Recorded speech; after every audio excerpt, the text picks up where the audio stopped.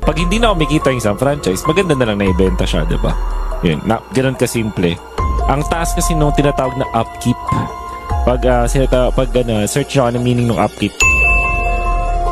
Pero basically, kalaki yung gagastusin nyo para ma-maintain yung isang bagay at isang franchise, mataas yung upkeep niyan. And then, Blacklist for example, for sure, kahit kumikita sila, marami silang sponsor, malaki pa rin yung nilalabas nila.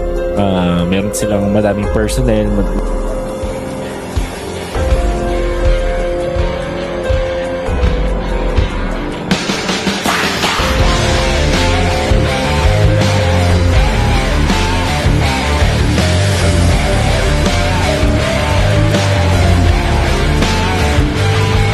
Hanggang ngayon nga kapatid ay palaisipan pa rin kung ano nga ba yung tunay na dahilan kung bakit nawala na nga itong Blacklist International dito nga sa MPL. Ang totoong reason nga ba nito kapatid ay dahil sumali sila sa Honor of Kings at dito na lang ipagpapatuloy ang kanilang organization, o di kaya way lamang yan ng Blacklist para masabi na hindi pa talaga disband ang organization ng Blacklist. Coach Wolf nagsalita na rin patungkol nga dito sa pagkakawala ng Blacklist International.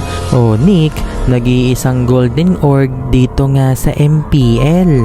Paano nga ba nakuha ng Onic ang pagiging golden org na kung saan tinalo pa nila itong koponan ng AP Bren? Pag-uusapan natin yan sa araw na ito.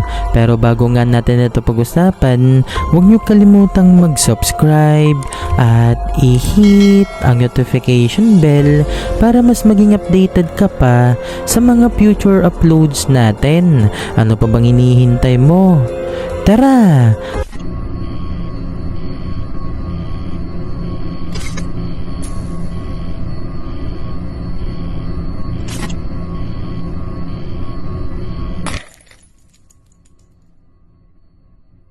Hanggang ngayon nga kapatid ay palaisipan pa rin kung bakit nga ba nawala na itong Blacklist, at palaisipan pa rin sa atin ang dahilan kung bakit nila ibinenta ang kanilang slot para sa susunod na season, na kung saan kapatid simula nga MPL Season 5 hanggang MPL Season 14 ay maganda naman yung naging run ng Blacklist International kahit papaano. Palaging ang trending at pinag-uusapan sa ML community ang Blacklist, kaya naman hindi rin talaga naubusan ng sponsors ang Blacklist International. Kaya naman nang dahil nga dyan kapatid, masasabi talaga natin na mayaman talaga ang organization ng Blacklist International. Una nga sa lahat kapatid, hindi nga kinakailangan ng Blacklist ng mga organization na may kipag-collaborate nga sila para isustain nga yung mga nakalipas nilang season sa MPL. Unlike ng ibang koponan dito sa MPL PH ay nagkaroon nga ng collaboration sa malalaking organization dito nga sa esports kapatid, pero nanatili nga itong Blacklist na tumayo nga sa kanilang sariling paa. Pero matapos nga ang mga season kapatid, napahina na nga itong Blacklist, pati nga engagement ng mga ito dito na nga napagdesisyonan na nga nitong nila Boss Strike na iwan na nga ang Blacklist International MLBB team at ibinenta na nga ito dito sa mga malalaking organization ng esports. Pero hindi pa nga natin matukoy kapatid kung ano nga ba ang bumili sa kanila, Team Falcons ba o di kaya'y Twisted Minds, na kung titingnan dyan pa lamang kapatid ay masasabi talaga natin na kahit nawala na nga itong slot ng Blacklist International, kahit papaano pumaldo pa rin itong ang management ng Blacklist, dahil syempre hindi naman ibibenta ng Blacklist ang kanilang slot ng basta-basta lang.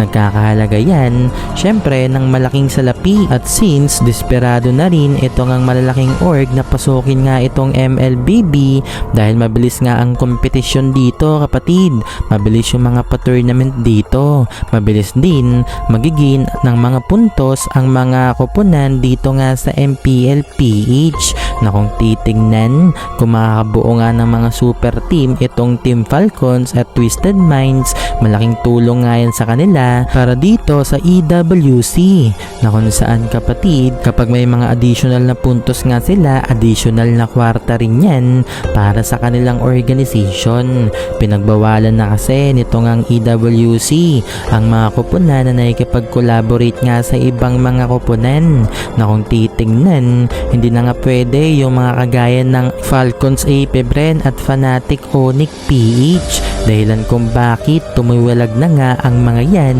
dito nga sa kanilang koponan na nakipag-collaborate sila nung nakaraan.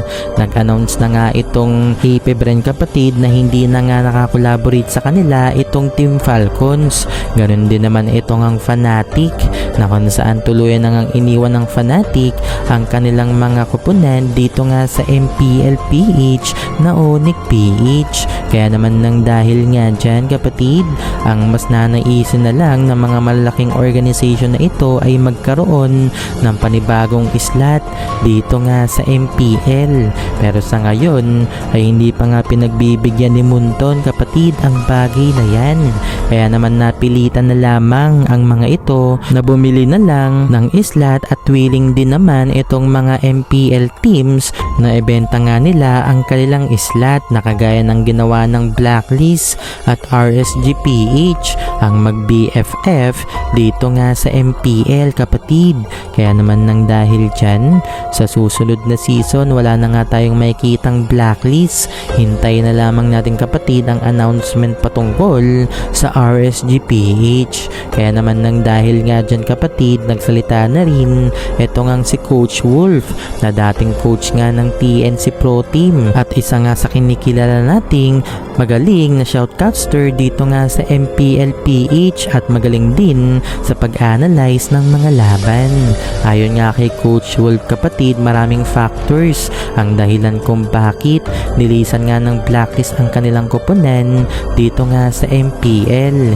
And explain nga nitong ni Coach Wolf kapatid na kapag ang isang organization nga ay hindi na kumikita dahil umunti na nga ang sponsors, kinakailangan na talaga ito i-let go bago pa nga ang tuluyang pagkalugi syempre sa organization na yon. Kaya naman bago pa nga mangyari ang bagay na yan kapatid, etong ang si Boss Strike ay napagpasyahan na ibenta ang Blacklist hanggat may value pa nga ang mga ito.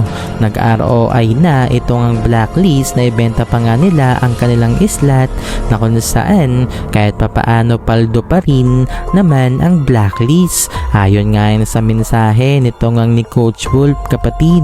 Pero ang sigaw nga ng mga fans kapatid ay di umano naubos na daw talaga yung budget ng Blacklist dahil nag-invest nga sila sa mga malalaking player dito nga sa Dota 2 at hindi nga basta-basta yung binuo nga ng Blacklist International na super team dito nga sa Dota 2 at hindi nga ito nagresulta ng maganda.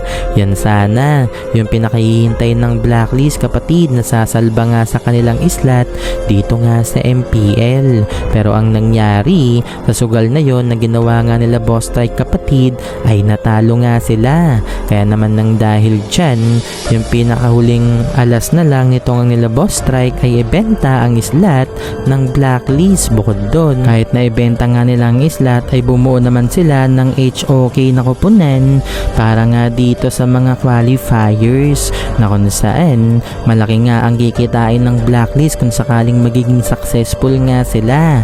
Hindi rin naman kasi biro yung mga prize pool ng Honor of Kings kung ikukumpara mo nga dito sa MLBB.